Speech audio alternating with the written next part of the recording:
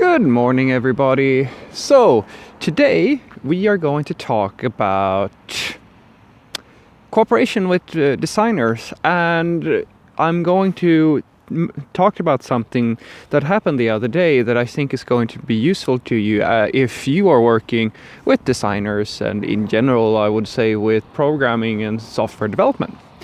Now, the other day I was working on a feature for the company. Basically, it was an administrative panel where you have certain, I'm not going to say exactly what it does, but basically it's an admin panel that allows the people working at my company to administrate certain aspects of the company. And my designer, or like the company designer, had provided these artboards basically with a UI layout that, I'm supposed to implement. So I started working, and as the day went by, I quickly added things in, and then by the end of yesterday, just as I was leaving the office, my boss comes up to me and starts talking, saying that, oh yeah, how are you, or asks me, okay, how are you doing, or is everything progressing nicely and so forth. And I said, yeah, absolutely. And I show him what I had so far, and this is me basically done with the feature. I could at least the interface part of it. There's still a lot of stuff that needs to be integrated on the server, but it's looking and working pretty much as it should. And then he kind of just goes, hey, wait a minute, these things here, those aren't all that great. This is an oversight. This is our CTO, so he has an extreme understanding, of course, of the system as a whole. That's his job, and he points out a few limitations in the design. And so we bring over our designer. They start talking, and they almost get into a small, a little bit of an argument actually, because the designer felt almost a little bit, like he was, my CTO is a nice guy, but sometimes he can be a little bit rough. And he felt almost a little bit, it wasn't it became a hostile thing. And then he started saying that, just telling, well, the design isn't really exactly what we're looking for and so forth. It doesn't look exactly as, the artboards that I made. And so basically after my CTO left and I'm left with the designer, I turned to him and say, hey, dude, I'm sorry, I haven't talked, because this is the first time I had a chance to actually collaborate with this new designer. I've been working with designers for a few years, and this is the first time I work with this particular one. And I said, so I haven't had a chance to explain to you usually how I work when I implement a interface. But the way that I think about it is that first and foremost, I ask myself the question, what is more important here? Is it speed or is it consistency?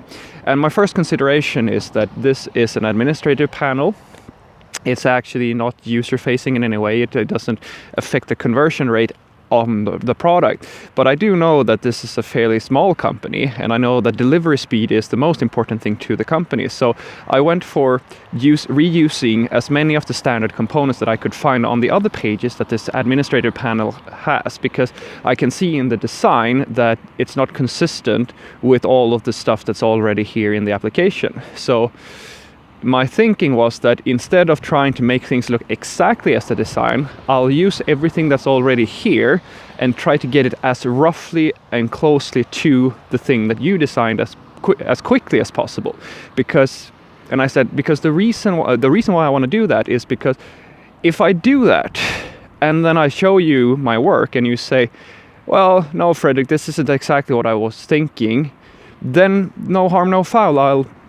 I'll say, okay, that's fine. I can see that this isn't exactly what you made, and now I know that you think that this is really important. You want things to be consistent, and then I check with our CTO and tell him this is what I have so far. It's almost the exact same thing, but it's not the exact same fonts and like font weights and so forth.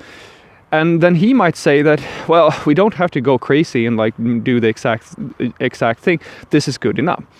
And and I may or may not have to iterate more times. But if I had sat down and made this thing look exactly as what you have designed, odds are that statistically or in general, what's going to happen is that I'm going to put in more work than may be required.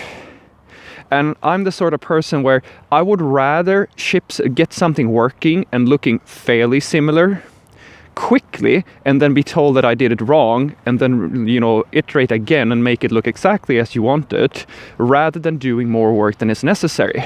And he was like, he kind of just stopped there and he said, yeah, that's great, because this is exactly it. Like, and he explained to me that the artboards that he made, this is something he just threw together because he was told. I didn't know this because, you know, we don't work side by side like that. He had been told to just throw something together as quickly as possible. So he had made, you know, his own design mistakes. Like, he hadn't been consistent with what was already part of the standard libraries. So basically, I saved us a lot of time by simply, you know, getting it wrong first and then iterating again. And that's a good tip to you guys. It's better to go for speed to begin with and then correct it afterwards, because it gets cheaper in the end.